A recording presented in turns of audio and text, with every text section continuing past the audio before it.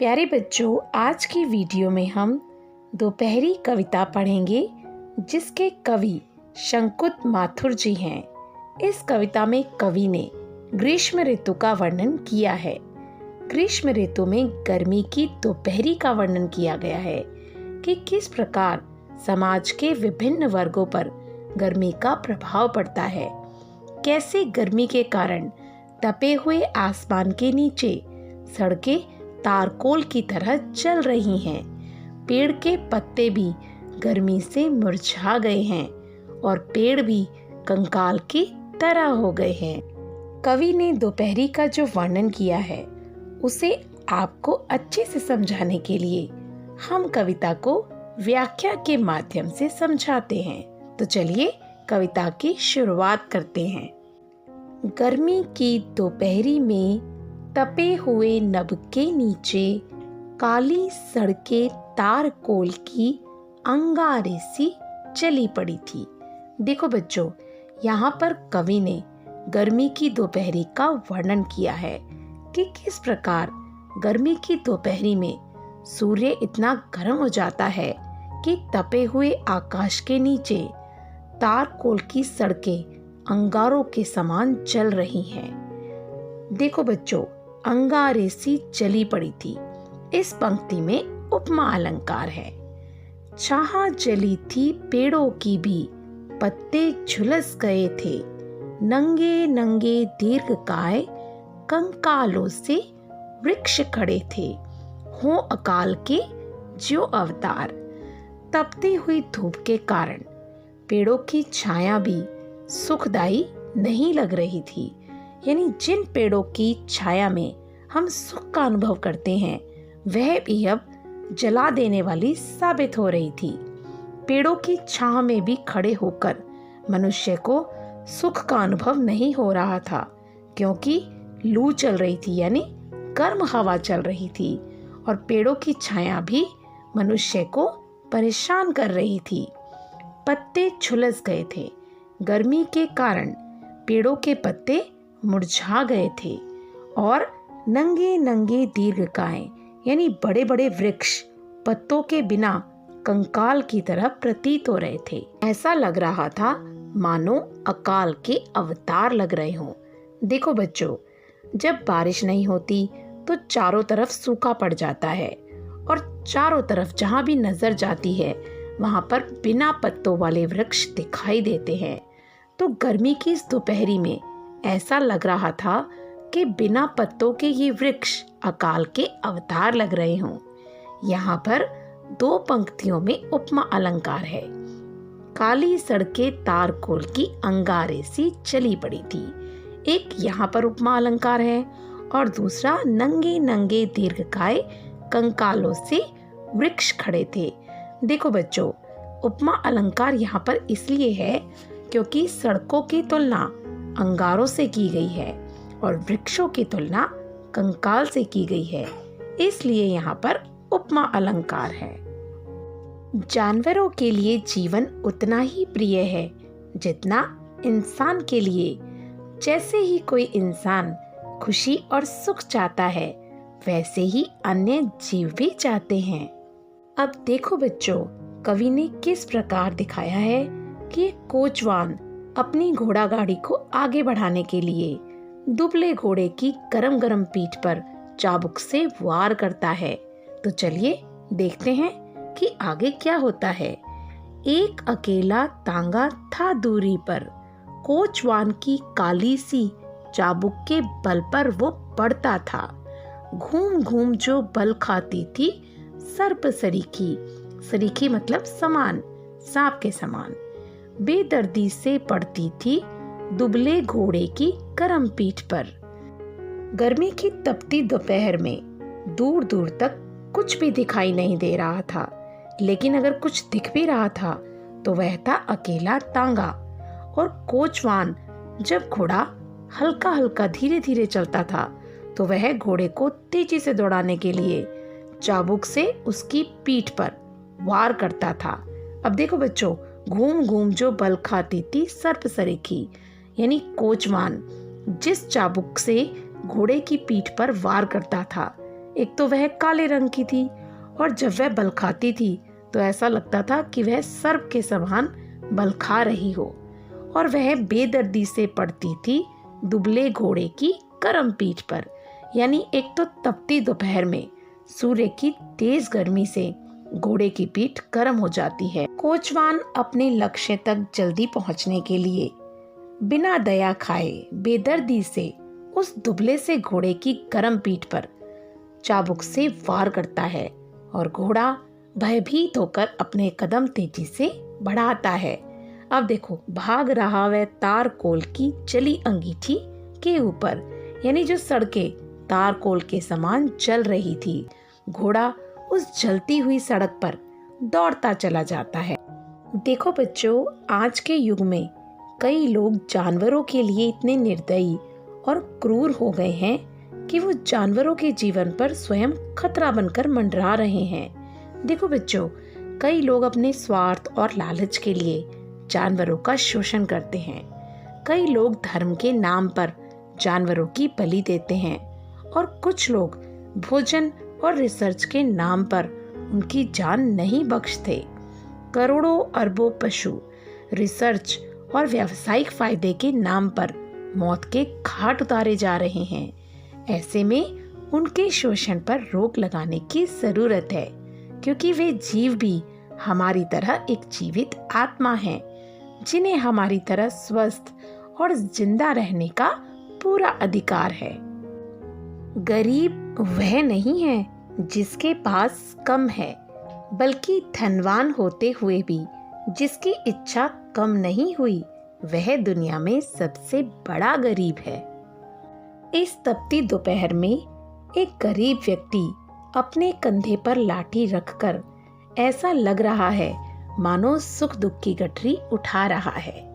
कभी एक ग्रामीण धरे कंधे पर लाठी, सुख दुख की मोटी सी गठरी लिए पीठ पर भारी, जूते फटे हुए जिनमें से झांक रही गांवों की आत्मा, जिंदा रहने के कठिन जतन में पांव बढ़ाए आगे जाता।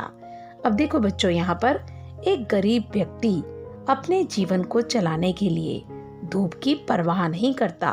तपती दोपहरी में वह अपने कंधे पर लाठी लिए अपने काम पर निकल जाता है।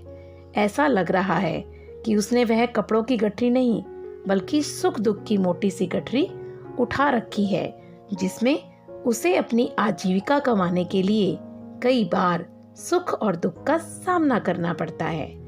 वह अपनी पीठ पर इस भारी गठरी को लादे हुए चला जा रहा है। अब उसके जूते फटे हुए हैं, जिसमें से ऐसा लग रहा है कि गांव की आत्मा झांक रही है। यानी आज भी कुछ गांवों में इतनी गरीबी है कि उस व्यक्ति के पास अपने जूतों को सिलवाने के लिए पैसे भी नहीं है। यानी वह ग्रामीण व्यक्ति 2 वक्त का खाना ही बड़ी मुश्किल से जुटा पाता है, तो नए जूते लेने या पुराने सिलवाने का तो सवाल ही नहीं उठता। यानी गांव में इतनी गरीबी है कि आज भी बहुत से व्यक्ति गरीबी में जीवन व्यतीत कर रहे हैं। अब जिंदा रहने के कठिन जतन में पांव बढ़ाए आगे जाता। अपने परिवार का पालन करने के लिए उसका खुद को जीवित रखना बहुत जरूरी है। इसलिए वह तपती दोपहर में अपने आप को किसी प्रकार धूप से बचाते हुए और अपने परिवार के पालन पोषण की चिंता करते हुए अपने पैर आगे बढ़ाए जाता है। आओ गरीबी को दूर करें, सब मिलकर सहयोग करें, तभी बनेगा देश महान, जब गरीबी का मिटेगा नामो निशान। घर की खपरेलों के नीचे चिड़िया भी 2-4 चोंच खोल, उड़ती छिपती थी खुले हुए आंगन में फैली कड़ी धूप से। दोपहरी की ये धूप इतना तपा देने वाली होती है कि मनुष्य ही नहीं, अन्य जीव भी उससे बहुत परेशान हो जाते हैं और ठंडक पाने के लिए इधर उधर कोना या किनारा ढूंढते हैं। अब देखो चिड़िया क्या कर रही है, तो घर की खपरेलों के नीचे, यानी चिड़िया घर के आंगन में जो कड़ी धूप है उससे बचने के लिए क्या कर रही है, घर की छत के नीचे चिड़िया भी 2-4 चोंच खोल उड़ती छिपती थी। यानी अपने आप को धूप से बचाने के लिए चिड़िया घर की छत के नीचे छुप जाती है। खुले आंगन में धूप जला देने वाली होती है, इसलिए चिड़िया घर की छत के नीचे जो ठंडक होती है उसका आनंद लेती है और अपनी चोंच बार बार खोलकर मानो ऐसा बता रही हो कि अब उसे आनंद का एहसास हो रहा है। वह ठंडक की खोज में इधर उधर उड़ती छिपती रहती है। देखो बच्चों, कवि चिड़िया के माध्यम से हमें खुशी से जीने का संदेश देते हैं। जिस प्रकार चिड़िया दोपहरी की धूप से बचने के लिए छत के नीचे छुप जाती है और मस्ती करती है, इधर उधर घूमती फिरती है, चोंच खोलकर आनंद मनाती है, ऐसे ही चिड़िया से हमें सीख मिलती है कि हमें संतोष करना चाहिए, अकेले रहकर भी उमंग से जीना चाहिए और साथ ही साथ विपरीत परिस्थितियों में साहस नहीं खोना चाहिए। हमें अपनी क्षमता को भी पहचानना चाहिए। जिस प्रकार चिड़िया धूप से बचने के लिए छाया का सहारा लेती है, ठीक इसी प्रकार जब भी हमारे जीवन में कष्ट आए तो हमें धैर्य से काम लेना चाहिए और अपनी क्षमता को पहचान कर परिस्थिति का सामना करना चाहिए। अब देखो बच्चों कि चिड़िया तो ठंडक ढूंढ रही है, साथ ही साथ बड़े बड़े घरों में श्वान पालतू, यानी श्वान मतलब कुत्ते, पालतू कुत्ते बाथरूम में पानी की हल्की ठंडक में नैन यानी आँख मूंद कर लेट गए थे। अब कुत्ते ठंडक पाने के लिए क्या करते हैं, बाथरूम में चले जाते हैं। आपने देखा ही होगा कि कई बार जब कुत्तों को गर्मी लगती है तो गली के कुत्ते क्या करते हैं, गाड़ी के नीचे या इधर उधर जहाँ भी उन्हें ठंडक मिलती है वहाँ पर लेट जाते हैं। लेकिन पालतू कुत्ते बाथरूम में ठंडक का एहसास पाने के लिए आंख मूंदकर आराम से लेट जाते हैं। हर कोई गर्मी की तपती दोपहरी से बचने के लिए ठंडक को ढूंढता है। पशु, पक्षी और मनुष्य कोई भी गर्म हवा के थपेड़े नहीं खाना चाहता, गर्मी का एहसास नहीं करना चाहता। इसलिए कई बार गर्मी में शाम के समय भी चहल पहल नहीं दिखाई देती। ऐसा लगता है संध्या की भी चहल पहल ओढ़े थी गहरे सूने रंग की चादर। यानी कई बार शाम को भी इतनी गर्माहट होती है कि लोग कम निकलते हैं। ऐसा लगता है शाम ने भी गहरे सूने रंग की चादर ओढ़ ली हो। यानी गर्मी के मौसम में नज़ारा कुछ ऐसा हो जाता है कि हर व्यक्ति अपने घर में रहना ही पसंद करते हैं। सूरज इतना तप जाता है कि चारों तरफ गर्मी बहुत ज्यादा बढ़ जाती है। कोई बाहर नहीं निकलता सांझ समय तक थप्पड़ खाने गर्म हवा के, यानी लू के थपेड़े कोई भी खाना नहीं चाहता। इसलिए सब व्यक्ति अपने घर में आराम करते हैं। पंखा, एसी और कूलर ये सब उन्हें बहुत अच्छा लगता है। इसको छोड़कर कोई भी बाहर नहीं निकलना चाहता। सब अपने घर में ठंडक में आराम करते हैं। पशु, पक्षी और मनुष्य गर्मी की दोपहरी से डरे हुए हैं, इसलिए शाम के समय भी कोई बाहर नहीं निकलता। बच्चों, आपने ऐसा अनुभव किया ही होगा कि मई जून के महीने में जब गर्मी बहुत बढ़ जाती है तो कई बार आप शाम को भी घर से बाहर नहीं निकलते, घर में ही खेलना पसंद करते हैं। तो गर्मी के मौसम में दोपहर सहित ऐसे लगता है जैसे शाम ने भी गहरे सूने रंग की चादर ओढ़ ली हो। कोई भी घर से बाहर निकलना पसंद नहीं करता। हर कोई व्यक्ति अपने घर में ठंडक में आनंद लेना चाहता है।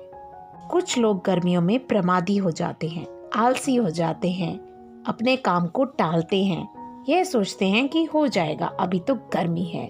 लेकिन पुरुषार्थी व्यक्ति कभी भी अपने काम को कल पर नहीं टालता। कोई भी गर्मी उसके मनोबल को नहीं तपा सकती। वह हमेशा पुरुषार्थ करता हुआ आगे बढ़ता रहता है। देखो बच्चों, इस कविता में कवि यह कहना चाहता है कि जीवन दोपहरी की ही तरह एक संघर्ष के समान है। जिसे कवि अग्निपथ मानता है। इस मार्ग पर आत्मविश्वास के साथ मनुष्य को आगे बढ़ना चाहिए। किसी के सहारे की इच्छा नहीं करनी चाहिए। इस मार्ग पर कदम कदम पर चुनौतियां और कष्ट भरे हुए हैं। मनुष्य को चाहिए कि वह इन चुनौतियों से ना घबराए। कष्टों से विचलित ना होते हुए भी हमें अपने पुरुषार्थ पर भरोसा रखना चाहिए और अपने लक्ष्य की तरफ आगे बढ़ते रहना चाहिए। देखो बच्चों, हमारी क्रिया में हमेशा गतिशीलता होनी चाहिए, जिसमें थकने या पीछे मुड़कर देखने की कोई भी जगह नहीं होनी चाहिए। यानी अगर हम जीवन पथ पर चल रहे हैं, अपने लक्ष्य को पाने के लिए अग्रसर हो रहे हैं, तो हमें दोपहरी की धूप या कांटों की चुभन या किसी भी तरह का कोई कष्ट पीछे ना ला सके।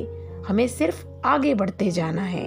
हमें आंसू पीना, पसीना बहाना, खून से लथपथ होकर भी निरंतर संघर्ष करते रहना चाहिए। देखो बच्चों, जो व्यक्ति संघर्ष से कभी पीछे नहीं हटता, सफलता उसी को वरण करती है। प्यारे बच्चों, अपने ज्ञान को बढ़ाने के लिए आप इस चैनल को सब्सक्राइब करना ना भूलें और बेल आइकन भी ज़रूर दबाएं, ताकि आपको आने वाली हर वीडियो का नोटिफिकेशन समय पर मिल जाए। धन्यवाद।